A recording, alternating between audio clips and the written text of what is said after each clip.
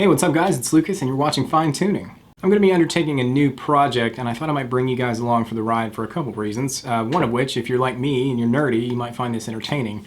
But two, this is a good way to kind of get inside my head as to why I would change the things that I change on a guitar and why I might upgrade a part or change a part. So anyway, let's check out our mod subject.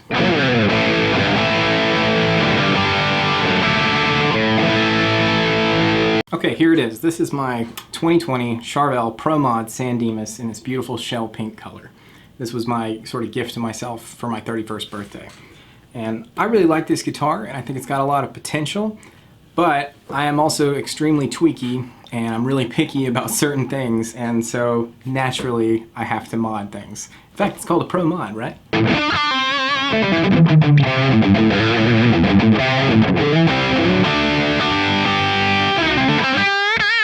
Okay, so first of all, there are basically two major reasons why I would modify or change something on a guitar. And number one would be something doesn't work right, it doesn't work correctly, it's not performing the way it should.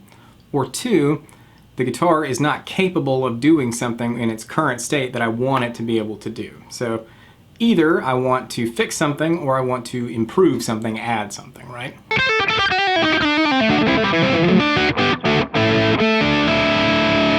So I like a lot of stuff about this guitar, and the major components are going to stay the same. The body is not very heavy, but it's not too light. It's like just the right weight. I think this whole guitar is under 8 pounds. That's one of the reasons I picked this one. I think the neck, although thinner than I usually play, is very comfortable, and they've done a really good job of rolling the fingerboard edges, which just makes the guitar very, very comfortable to play. Also, just a +1 shout out to this like little thumb wheel truss rod thing. To me, that is the ultimate way to do a truss rod adjustment. I think all companies should do something like that, because even if you make it easy to access up here with a little plate or something, like this is just the easiest way to do it. You can just, any piece of metal that'll fit in there, you just stick it in and twist it and you're done.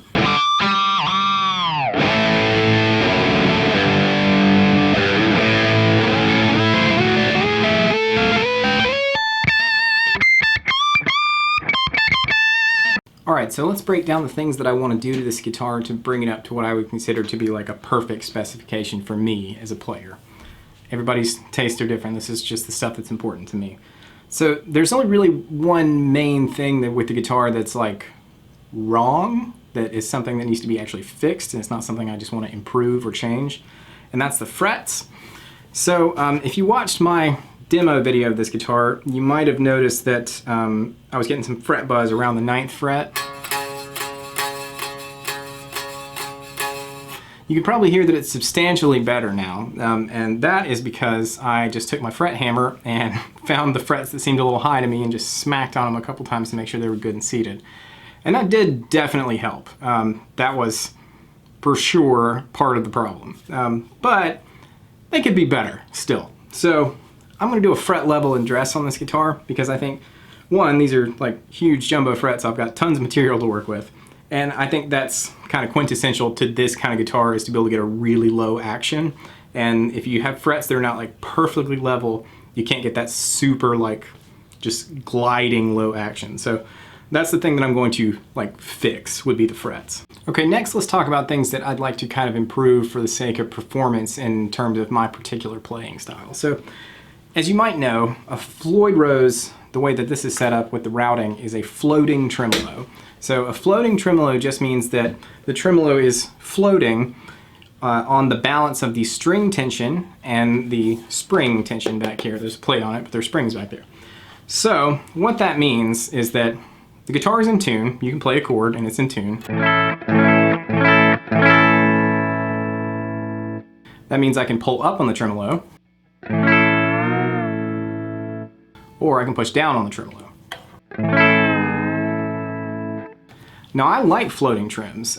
All of my favorite guitars with tremolos have floating tremolos, and there's a reason for that, is because there's a wiggle sound that you can get with a floating tremolo that you can't get from a down only. So when you do certain chord kind of shakes and stuff, I've never been able to get that sound without having a tremolo that can float up and down a little bit. This thing.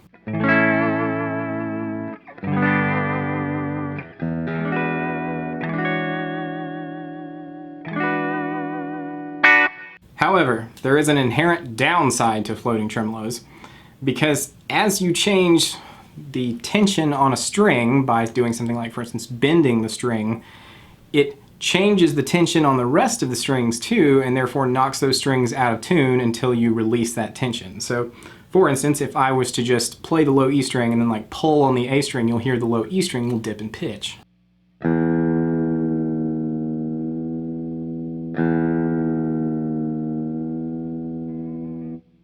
Now, it should be noted that all of my other guitars with floating tremolos do that to a certain extent, but not nearly as heinously as this one. Something about the design of a Floyd Rose system, even with the way I've got it set, which is with 5 springs in the back, and I have 10 gauge strings set in standard right now, that's as stiff as I can get it. It still makes it very difficult to do double stops, which I really like to do, like this kind of thing. You hear when I bend this note, it goes out.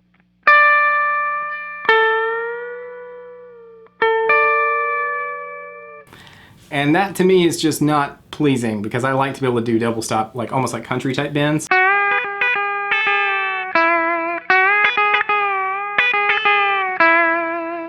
So that's something I got to address, is that kind of floating thing. I need to find a way to kind of stiffen that up a little bit. Also, as far as adding performance, I would like to be able to, without having to unlock and retune the guitar, I'd like to be able to tune the guitar to drop D, because the 2 major tunings that I use are standard and drop D. Now, moving on, talking about the tone of the guitar. So, the guitar itself inherently has a good, snappy, bright tone that comes from having a bolt-on neck and a 25-inch scale and all that stuff, and I enjoy that. However, this has what to me is like my least favorite Seymour Duncan pickup in it, which is the JB.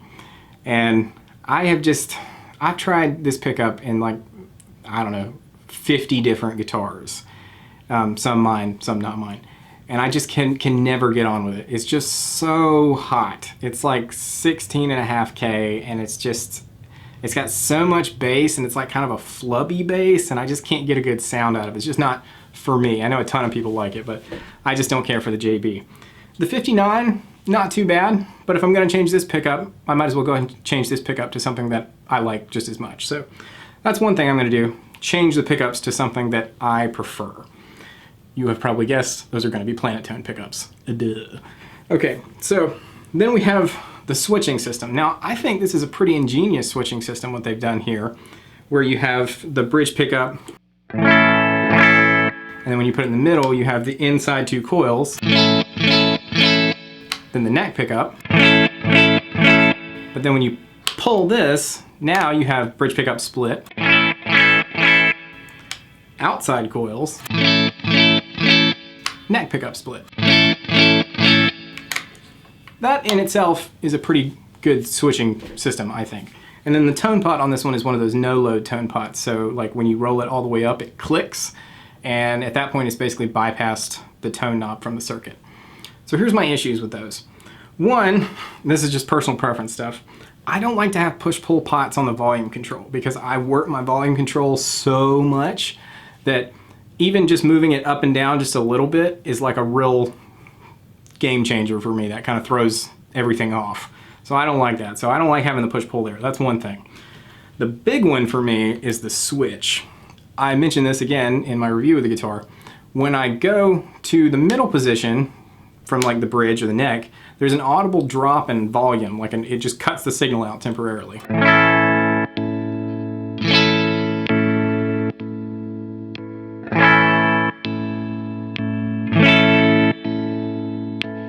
Right? Is it noticeable if you're playing in a band? Probably not, but it's noticeable enough for me, so I'm gonna change that.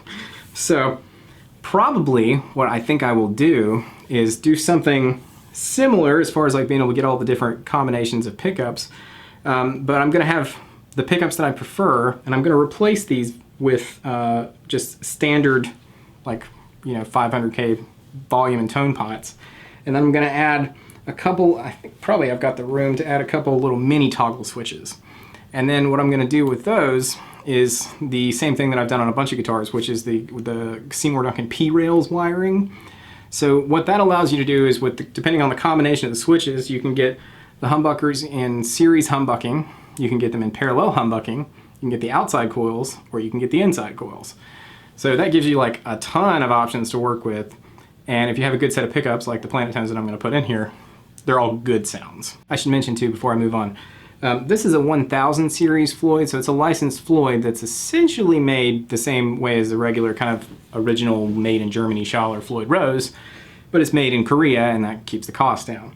However, one thing I have noticed about these, and I've seen this before and I figured this was probably the case with mine, so I had to take it apart to look, and indeed that was the case.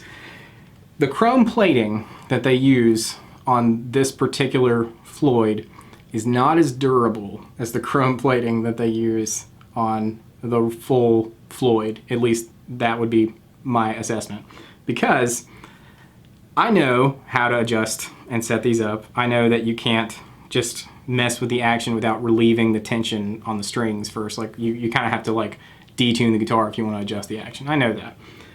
So when I noticed that I like wanted the action to be a little lower, I did the whole thing, loosened the strings, made sure there wasn't any tension on it, lowered the action, and I was like, man, the guitar is really not staying in tune now, and with a Floyd Rose locking tremolo, that's like the biggest no-no. The tremolo has to stay in tune if it's a double locking tremolo, otherwise what's the point, right? So upon closer inspection, I've noticed what has happened is that just from very, very minor use, I haven't had this guitar, like I got it earlier this month, the chrome plating on both the posts and on the knife edge of the tremolo has started coming off, and it's created like kind of a rough surface, and that causes friction in the tremolo, and it causes it not to return to the 0 point. More than just the normal, like occasionally with a Floyd, if you've ever had a Floyd guitar, you know that if you really do like a crazy dive bomb and you bring it back, because of the way this system works, it might not be like perfectly in tune, so you might have to like yank up on it just a little bit to get it back in tune. But this is worse than that. Like we were talking about half a step almost in some issues. So I went in and I kind of filed away a little bit of that like chrome stuff so that it was out of the way just to the bare metal. I put some lubricant on it to make it stay in tune, and it is working pretty well. Like it stays in tune pretty well, but not good enough for me. I'm a stickler about this stuff. So I feel almost certain that I'm going to replace this tremolo unit because I just think it could be better. I think either we go to the full original Floyd Rose, or maybe we try something even different than that. But that is a no-no to me. Like a double locking tremolo, if I've got to go to the trouble of locking it down at both ends, like it better stay in tune, man. That's like my one thing. It better stay in tune. So this guitar is pretty reasonably functional, I think, for almost anyone. And if you get one of these guitars, you may not have any of these problems that I have. I may just be being like ultra nitpicky, but I'm gonna be nitpicky because it's my guitar. So I've got this guitar plugged into my PRS MT15 back there, which is an awesome, amazing sounding high gain head. And I'm gonna play around with it a little bit, just so you can kind of hear some of the different sounds and stuff. And the guitar sounds pretty good. I just think it could sound better, and it could definitely like perform better. But here's what I need from you. I'm gonna do this in a series of videos. I'm gonna break down each part as I kind of like mess with the electronics, mess with the bridge, mess with the frets, that kind of stuff. So what I want you to do is in the comments below, tell me like how in depth do you want me to go? Like, do you want to literally see me do all of the wiring and that? Because I mean, it's a pretty complex wiring. Do you want to actually see the whole fret job, that kind of stuff? I mean, some of that's going to get sped up anyway because you don't want to watch me do a 2-hour job in real time. It's not fun to watch, and it's even less fun to edit. But just let me know, like, how in-depth would you like these videos to be? Or do you want it to be more like a time-lapse, like the next video is going to be 6 minutes long and just blow right through it? So let me know in the comments below, and until next time, I'll catch you later.